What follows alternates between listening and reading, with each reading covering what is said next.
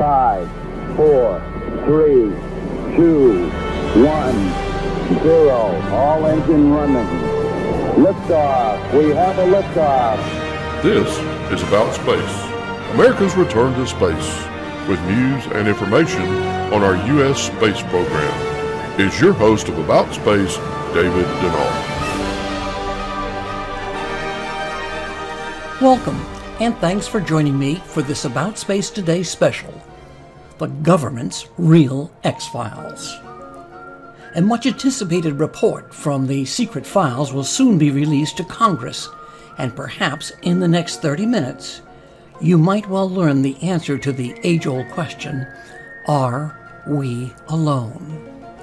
Will we get all the answers or just some of the answers as to who are the unidentified? Well, this is not the only investigation into the strange flying craft.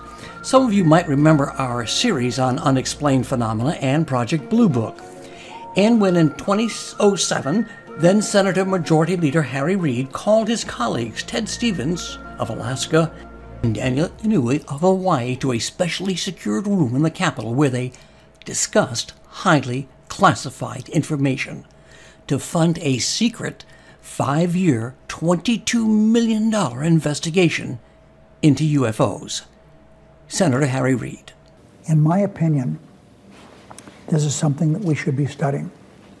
And as I said, it's a worldwide phenomenon, not just here in the United States.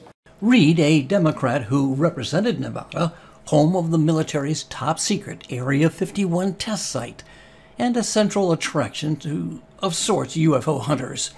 And he would say you don't want to get caught talking about it because you'd be accused of walking out of an X-Files episode. Our podcast includes a man who followed these reports of unknown crafts and stories for years. He is Nick Pope, the former UK Ministry of Defense official. Appearing on Fox News, he says these flying objects are of a very grave concern, and you'll hear his report. What will Senator Marco Rubio of Florida, the vice chairman of the Select Committee on Intelligence, have to say? His thoughts on UFOs. And a MUFON investigator, next on this special edition of About Space Today. This is your host of About Space, inviting you to join our Spring Come and See special at the Best Western on Cocoa Beach on any Thursday, Friday, and Saturday nights. You stay for 3 nights but only pay for 2. And included are 2 tickets to the Kennedy Space Center and 2 tickets to the live worldwide broadcast of About Space Today.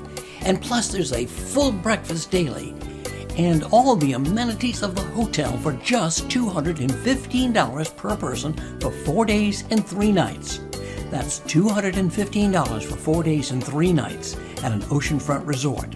For reservations or information, email ddcruise@andtours.com or call 877-747-8631. That's 877-747-8631. And come on down to see the Space Coast. Do you want to believe? Perhaps our guest might help answer that question. Nick Pope, the former UK Ministry of Defense, has followed these unknown crafts and stories for years and regularly appears on Fox News and the TV series Ancient Aliens on the History Channel, and says these UFOs are a very grave threat. So why has it taken so long that our government didn't see any of this coming? Well, that has to be answered, absolutely. I mean, we are under siege. It's like there's a war of nerves going on, and if this was drones belonging to a foreign adversary, there would be an absolute outcry. And yet, the situation we're in, that we don't know what these things are, and they might even be extraterrestrial, that's worse. Potential catastrophic failure of intelligence. And if it happened because skeptical bureaucrats were just saying to themselves, it can't be, therefore it isn't, then there must be a reckoning. You call this a surge. Are these reports more frequent than we were told about? Yeah, I mean, this is absolutely extraordinary. And every day it seems like new information drops, things that the public and the media weren't told. So, for example, former Director of National Intelligence John Ratcliffe just threw into the conversation the other day the fact that the satellite imagery of all this and some of the speeds being reported seem to blow the theory about foreign drones out of the water. We must be told what's going on here, and we should think of the report to Congress as an intelligence assessment of the phenomenon itself, and one that's long overdue. These reports that have been released are from military radar observers and pilots, not someone who's been out there drinking. Yes, absolutely. It's pilots, it's radar operators, it's satellite data, it's measurement and signature intelligence. There's such a lot of information now, so much that the US Navy has instructions for its pilots on what to do if they encounter these things. Now, I think there's going to be a lot of things going on behind the scenes, a lot of politicking, jockeying for position, factions trying to kind of have their say on this. I anticipate more leaks of information, photos, videos, documents. There's a lot more to come here. Nick Pope, former UK Ministry of Defence official. So what does the Senate Select Committee Vice Chairman have to say? Next on About Space Today. Are you ready to fly away on a dream vacation? For cruises and all-inclusive resort vacations, call D&D Cruise and Tours at 877-747-8631. That's 877-747-8631. And see us on Facebook, D&D Cruise and Tours, where your dreams become a reality. Welcome back. Florida Senator Marco Rubio, while still the chairman of the Select Intelligence Committee last December, called for an unclassified report from our top intelligence officials. Anything that enters an airspace that's not supposed to be there is a threat. We invited Senator Rubio to join us for the special report, but his office said he was unavailable this week. While appearing on Fox News, he was asked what he thought these flying crafts really are. Well, we have things flying over military installations, over military exercises, and other places, and we don't know what it is. It isn't ours. It isn't anything that's registered with the FAA, and in many cases exhibits attributes of things we've never seen, technology, the kinds of technology we haven't seen before, or at least that's what it seems like. I think you have to know what it is, or we have to try to know what it is. That's my view of it, without any preconceived notions. Maybe there's a logical explanation. Maybe it's something that can be explained away. Maybe it's a foreign adversary who's made a technological leap, as you heard the former DNI said. Whatever it is, we need to know the answer to it. The problem with this issue is every time you raise it, people get all nervous. Oh, does this mean UFOs and aliens and extraterrestrial? We don't have to go that far. It's very simple. There are things flying over national security installations. We don't know who they are. We don't know what it is. It isn't ours. We need to find out. The senator says anytime you mention the words UFO, it's like a stigma. I can tell you it's being taken more seriously now than it ever has been. And look, there's a stigma associated with this, all right? When a Navy pilot would report that they saw something, they were told you need to go see the flight surgeon, to check out your head, make sure you're not seeing things. So there's a stigma associated with reporting it, even talking to you about it now, right? I mean, people are going to go out and say, look what these people are focused on when the world is falling apart. So there's a stigma associated with it, and that's, I think, needs to go away. Florida Senator Marco Rubio. And next we'll hear from a MUFON investigator on About Space Today's special report, The Government's Real X-Files. This is your host of About Space, inviting you to join our spring Come and See special at the Best Western on Cocoa Beach on any Thursday, Friday, and Saturday nights. You stay for 3 nights but only pay for 2. And included are 2 tickets to the Kennedy Space Center and 2 tickets to the live worldwide broadcast of About Space Today. And plus there's a full breakfast daily and all the amenities of the hotel for just $215 per person for 4 days and 3 nights. That's $215 for 4 days and 3 nights at an oceanfront resort. For reservations or information, email ddcruiseandandtours.com or call 877-747-8631. That's 877 747-8631. And come on down to see the Space Coast. I'm David Denault, and before I introduce our next guest, I need to make it clear from the onset that he is speaking for himself, that the views and opinions he is expressing are his own, and in no way do they represent the views and opinions of MUFON. Hi, I'm Dave DeMaitnar. I'm a MUFON field investigator and state section director. Now, Dave, you've been a field investigator for some time. First, let's explain to the listeners, what does MUFON stand for and its objectives? Okay, MUFON stands for the Mutual UFO Network that was established in 1969. And MUFON is dedicated to the scientific study of UFOs for the benefit of humanity. So how long have you been personally investigating UFOs, or UAPs, the unidentified aerial phenomenon? Well, within MUFON, it's been 2 years, but it's been a lifelong pursuit for me ever since I was a kid, and watching episodes of Star Trek got me interested.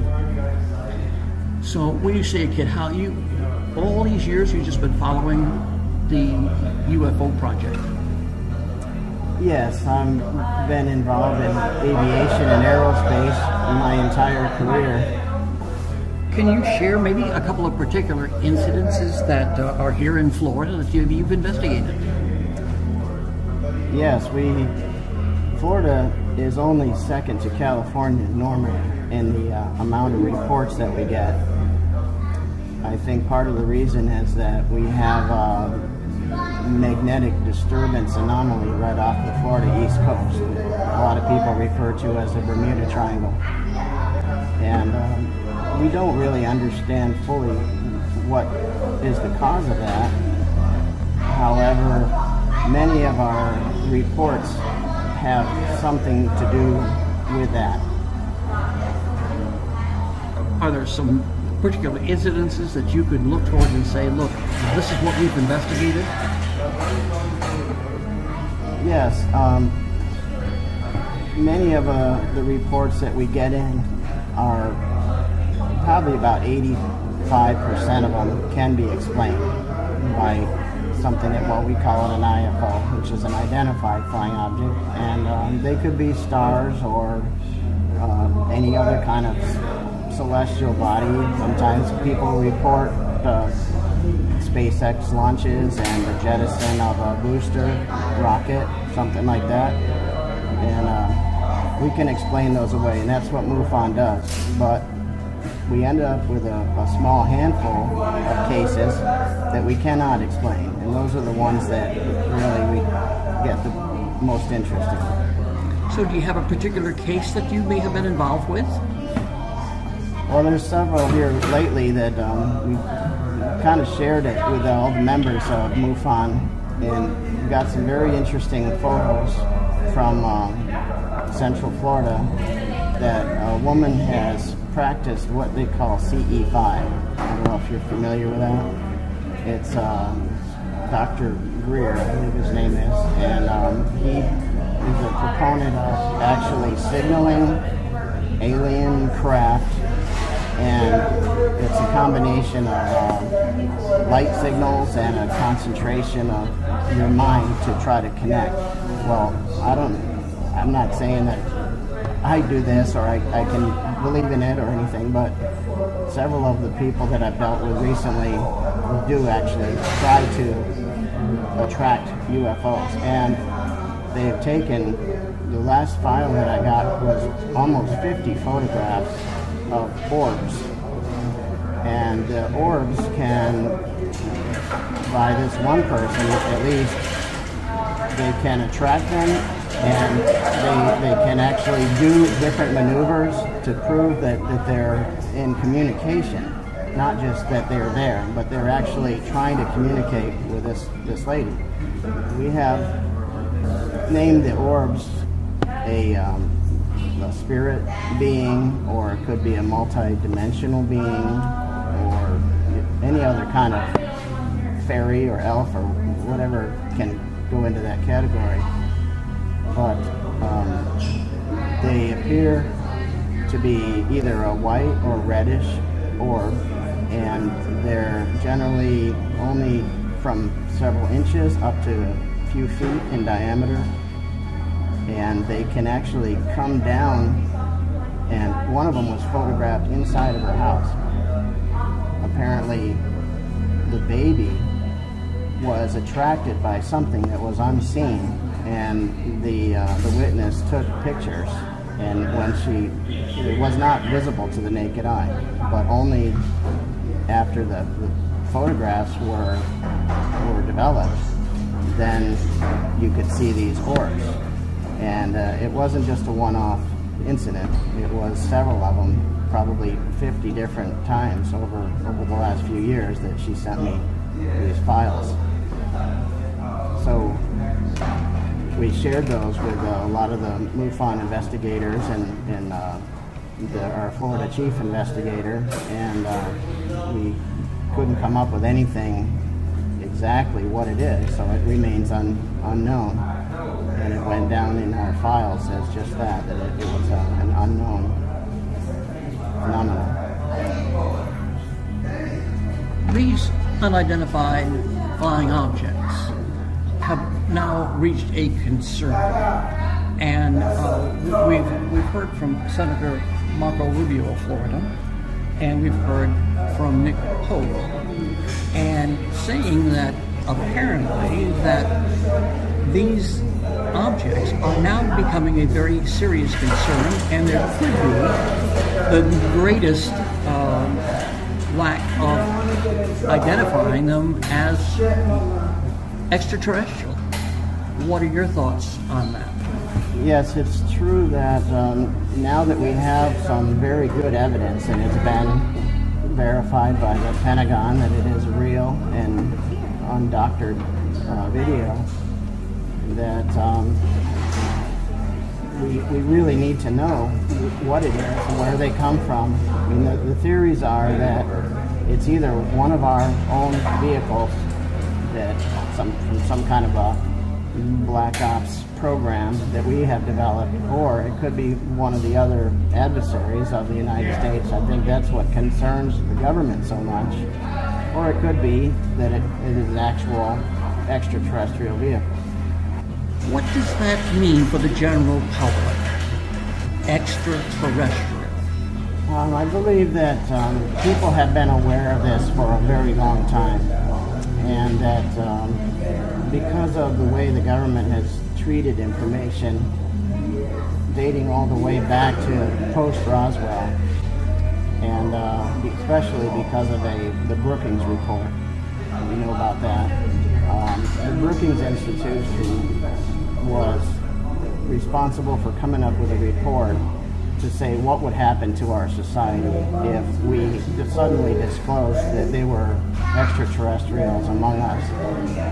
And the basic finding of that was that the people couldn't handle it, that it would cause a breakdown of society, religion, business, just about everything that is our underpinnings would be questioned and go out the window.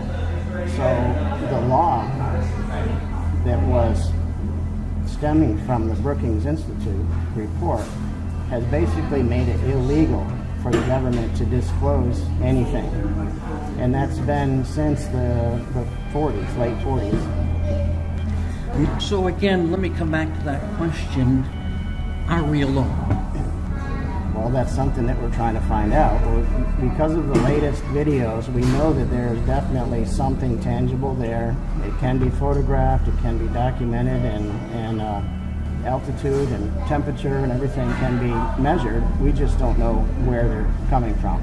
Now, if you want to go down the rabbit hole, you can say, yeah, they're most likely extraterrestrial because they follow all of the behaviors and characteristics of what we would say is something alien or a UFO, that it can travel extraordinarily fast speeds up to 6,000 miles an hour or even faster. Some of the the video that they caught from the Navy pilots, they said that it dropped in altitude approximately 80,000 feet in 4 seconds, I believe it was.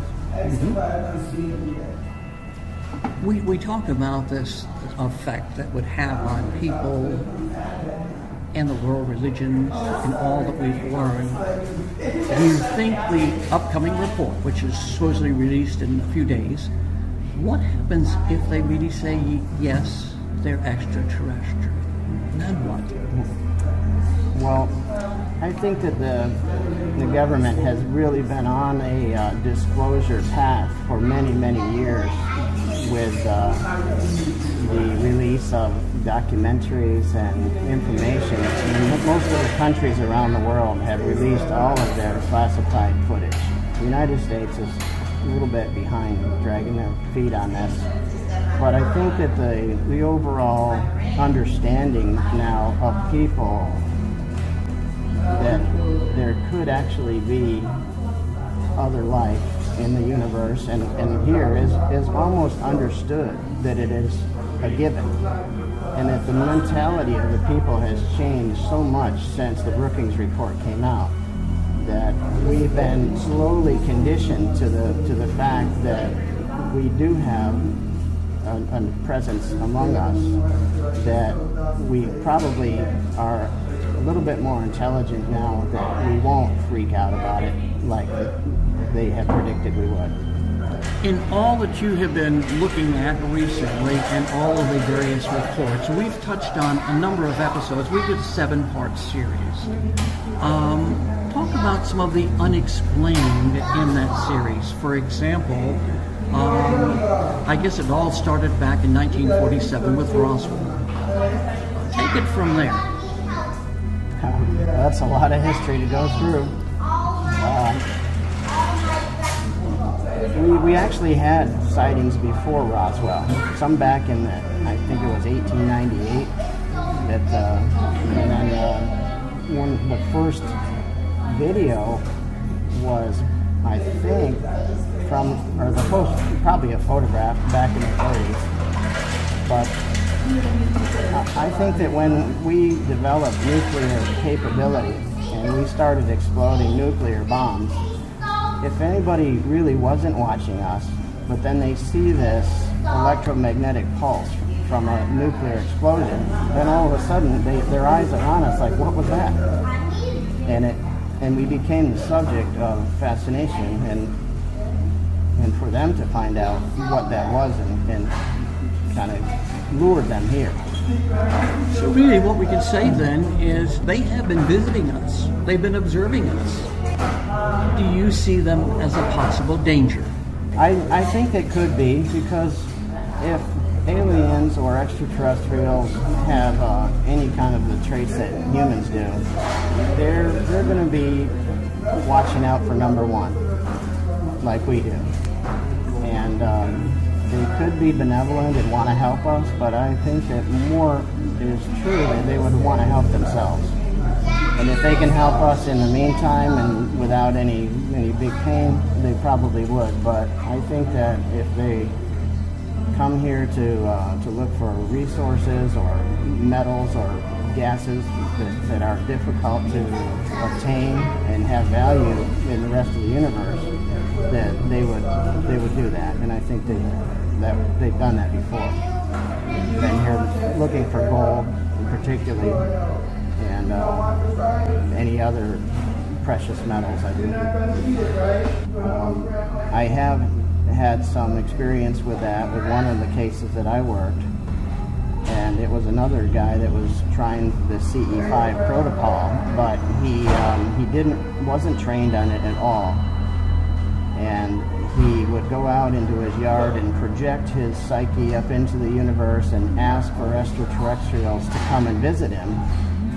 But according to the people that are trained in this, they said that's a very unsafe practice, because they are entities and spirits and energy beings that can attach themselves to you, or like to have some sort of a relationship with people. And once you get one of them, it's difficult to get rid of them. Now, I don't know if all that is true, but it is documented in some of the cases that I've worked. So is there anything else that really would stand out to you that would make a difference when this report is released to the general public? Well, the report allegedly is going to contain a confidential area that we may not even see it. And this is a report to Congress, not to the public. And if it does come out like that there is still withholding information or something that we can't see, it would kind of lend credence to the idea that there is something there, or at least the government doesn't know what it is. If the government knew that, or they had an idea it was our own craft, and some of these triangular craft that people see are actually our own vehicle called a TR-3B, a triangular anti-gravity craft that was developed by the government and hasn't been told anybody about, just like the the SR-71, the U-2, the Aurora, which supposedly never did exist. If it follows that path, then I'd say there might be still something to it. Area 51 always comes up. Do you think they'll mention that in this report? I doubt it. I think Area 51 has already come out as, yes, we developed aircraft there. It's an experimental place. We don't let anybody see it, not only because we don't want our own people to see it, but we don't want to share our secrets with other foreign governments. So now that time has gone by, I think if there was anything at Area 51, they've moved it away from there to that other area that's south of there. And also Wright-Patterson Air Force Base in Ohio is known for receiving, in fact I think that's on record as where the Roswell crash remains went to for analysis. So is it possible that we really have the parts and so forth that we are now developing to our technology that we can learn from? Yes, it's very possible. There's several people who have come out in the open and claimed that they have reverse engineered technology, and that the government has given technology to certain industry titans for them to develop it. I mean, if you look at all of the technological advances that we've had that have come along post-Roswell, it's just staggering. In our lifetimes, we have seen the advent of so many electronic and engineering and scientific breakthroughs that you kind of think maybe we did have a little bit of insight or help there. It's very possible. Some of our listeners may like more information. How can they contact you or contact MUFON if they'd like to become a member? MUFON is always actively looking for members and investigators, and that you can go onto the MUFON website and it will put you in touch with your state director. Every state has a director and a membership administrator, and it will give you the contact information there on the website as to who to contact and get a hold of. So you can be an individual member. It does have a running report of all of the last, say, 10 or 20 sightings across the United States. If you go into the main page of MUFON, you'll find that pretty predominantly. Any other information that you would like from MUFON, you can even go and search the past cases by from a state or by attributes of what was seen by the witness. Dave, finally, after all that you have read, all that you have seen, and all that you have researched, in your opinion, are these craft extraterrestrial? That's certainly a loaded question. All I can say is that they don't follow any kind of known physics, that they're capable of speeds incredible, of being able to stop on a dime, turn around, take off at 6,000 miles an hour. Nothing that we have, and no country in the world that we know of has that capability. So I can't say they're for sure they are, but it would certainly lend itself to that great possibility that they are. Something that not from Earth, something that wasn't made by any government, certainly not ours, and I don't think any other government on the world has that capability. MUFON investigator Dave DeMonton for taking time to discuss this report and your personal experiences in what we will continue to follow until we have been told the whole truth. Until then, we hope organizations like MUFON find the truth, because the truth is out there. And before we close our program, I want you to hear from the man who headed the U.S. government's secret UFO program, Lou Alessandro, who now says this is going to be one of the biggest and greatest government intelligence failures. The last time we had an intelligence failure in this country, a major one, which was 9/11, it took us almost 3 years to come up with the 9/11 Commission report. Okay, it takes a long time. Let's just go down the rabbit hole here for a second. Let's just assume this is some sort of adversarial or foreign technology that several decades now has managed to leapfrog us and evade all 18 members of the intelligence community, despite our best human intelligence, signals intelligence, imagery intelligence, yada, yada, yada, yada, right? That would be an intelligence failure that would eclipse just about anything else this country has ever faced, especially if this has occurred for decades, that there's a foreign adversary that can put a nuclear warhead within moments over Washington, D.C. Okay, that's a problem.